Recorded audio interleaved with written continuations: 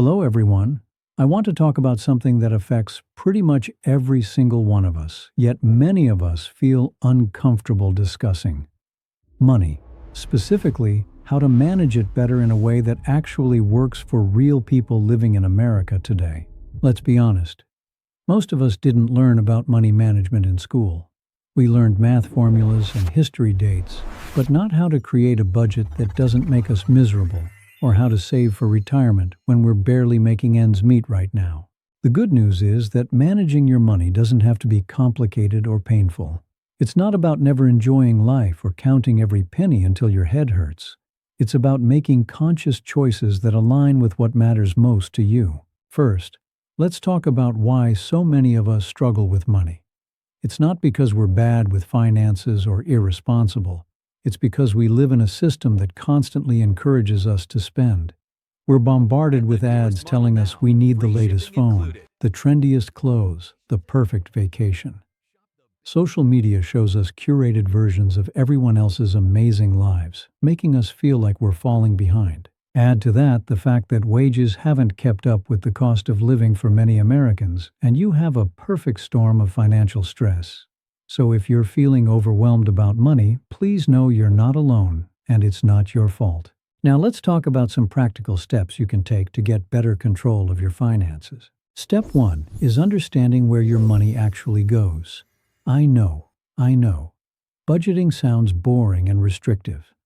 But think of it differently. A budget isn't about limiting yourself. It's about telling your money where to go instead of wondering where it went. You don't need fancy apps or complicated spreadsheets. Start simple. For 1 month, just track your spending. Write down everything. Your morning coffee, your grocery bill, your streaming subscriptions, everything. At the end of the month, categorize your spending. You might be surprised at what you discover. Once you know where your money is going, you can make intentional decisions. Maybe you realize you're spending $200 a month on takeout when you actually enjoy cooking at home. Or maybe you're paying for 3 streaming services, but really only use one regularly. Step 2 is building an emergency fund. This is crucial. Life happens. Cars break down. Medical bills appear. Jobs are lost. Without an emergency fund, these unexpected expenses can send you into debt or financial crisis. Start small. Even $500 can make a difference. Then work your way toward having 3 to 6 months of living expenses set aside. Keep this money in a separate savings account that's easy to access, but not so easy that you'll be tempted to use it for non-emergencies. If you're wondering how to save for emergencies when you're living paycheck to paycheck, I get it. Start with whatever you can. Even $10 a week adds up over time. Look at your spending tracking exercise and see if there's anywhere you can free up a small amount to put towards savings. Step 3 is tackling debt. Many Americans are dealing with student loans, credit card debt, car payments, or mortgages. Debt can feel overwhelming, but there are strategies to manage it. List all your debts, including the total amount owed, interest rates, and minimum payments. Then decide on a strategy. Some people prefer the debt snowball method, where you pay off the smallest debt first for quick wins. Others prefer the debt avalanche method, where you tackle the highest interest debt first to save money over time. Whatever approach you choose, make at least the minimum payments on all debts to avoid penalties and damage to your credit score. If you're struggling to make payments, reach out to your lenders. Many have programs to help during difficult times. Step 4 is planning for the future. Retirement might seem far away, especially if you're in your 20s or 30s, but starting early makes a huge difference thanks to compound interest. If your employer offers a 401k match, contribute at least enough to get the full match. That's free money. If you don't have access to a 401k, consider opening an IRA. Even small contributions add up over time.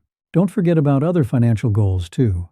Maybe you want to buy a house, start a business, or travel the world. Identify your goals and create separate saving strategies for them. Step 5 is protecting yourself and your family. Insurance might seem like an unnecessary expense until you need it.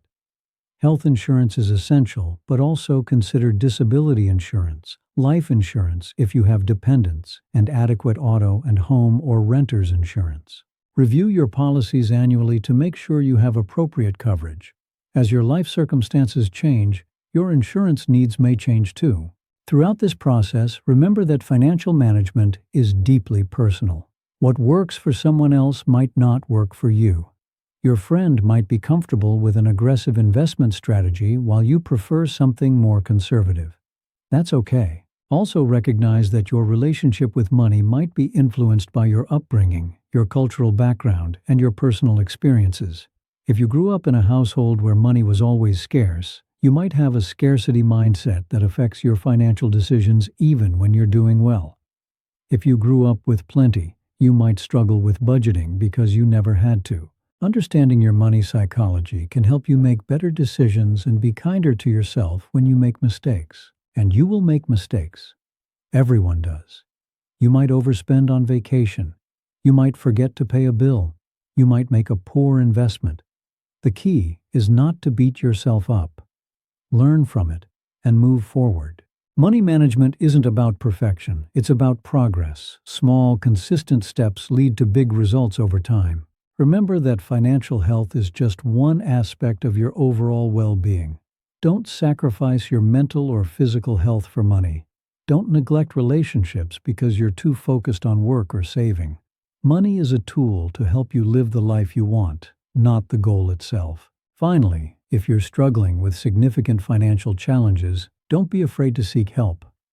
Financial counselors, nonprofit credit counseling services, and even trusted friends or family members can provide support and guidance. Managing money well doesn't mean you'll never have financial worries.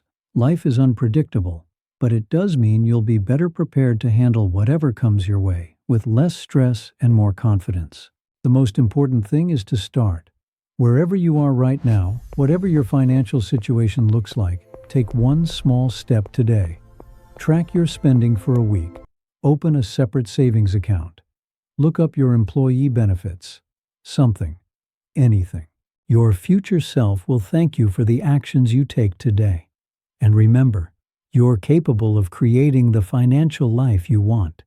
It might not happen overnight, but with patience and consistency, you can build a future where money serves you, not the other way around. Thank you.